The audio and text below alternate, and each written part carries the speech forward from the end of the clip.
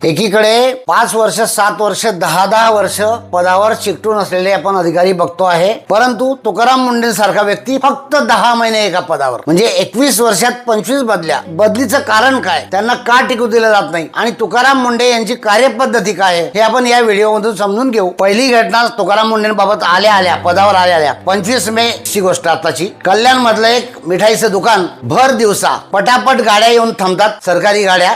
त्यातून अधिकारी उतरतात, ग्राहकांची रेलचेल असलेल्या दुकानात शिरतात, तिथे पनीर शोधतात, दूध शोधतात, खवा शोधतात, मिठाई शोधतात आणि एकामागून एक सगळ्या मिठाईच्या तपासण्या होतात आणि त्या भेसळयुक्त सापडतात. आणि मग हा धडाका राज्यभर सुरू झाला. अहो, फळं सुद्धा तुम्ही कृत्रिमरित्या पिकवतात, जी आजारींना लोकांना देतो, बाळांना देतो, घरात खातो, ती फळं सुद्धा कृत्रिमरित्या पिकवतात. मग त्याला विरोध करणारा तुकाराम मुंडे, ते भेसळखोरांना किंवा कृत्रिमरित्या पिकवणाऱ्यांना पकडणारा तुकाराम मुंडे आम्हाला हवा आहे सर्वसामान्यांना, आणि सरकारला आणि माफियाला तो नको आहे. तुकाराम मुंडे यांनी अवघ्या 20-22 दिवसात, म्हणजे अपंग युनिट मधून त्यांची इकडे बदली झाली, 20-22 दिवसामध्ये राज्यातील 400च्या वर आस्थापना सील केल्या. अगदी दूध काय, आईस्क्रीम काय, फळं काय, हळद काय, वेगवेगळ्या प्रकारच्या भेसळी त्यांनी नुसत्या पकडल्या आणि कारवाई नाही केली. थेट दुकानं सील केले, आस्थापना सील केल्या, लोकांना जेलमध्ये टाकलं.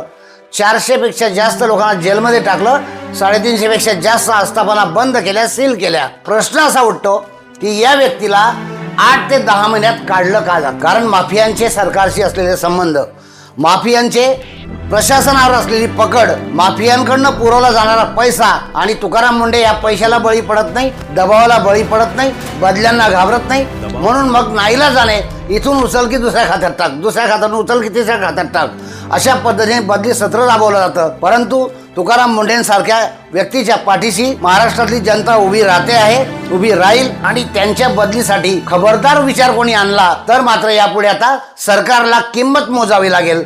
तुकाराम मुंडे असं काम करतात, त्यांच्या गोटातून नव्हे तर सर्वत्र चर्चा होते. सर्वत्र असलेल्या चर्चेमधून असं लक्षात येतं त्यांची कार्यपद्धती.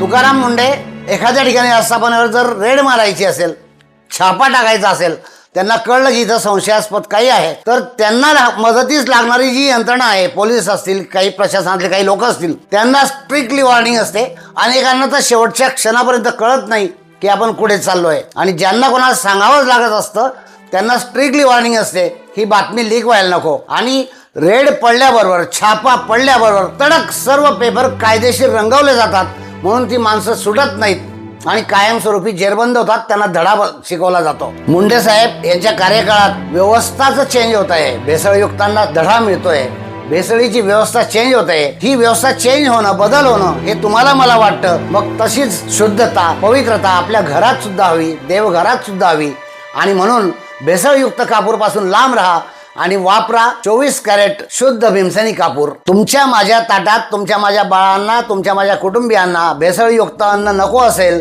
शुद्ध सगळं सकस हवं असेल तर कमेंटमध्ये जरूर लिहा I am तुकाराम, आणि या व्हिडिओला सबस्क्राईब करा, लाईक करा, पुढे पाठवा, आणि कमेंटमध्ये जरूर लिहायला विसरू नका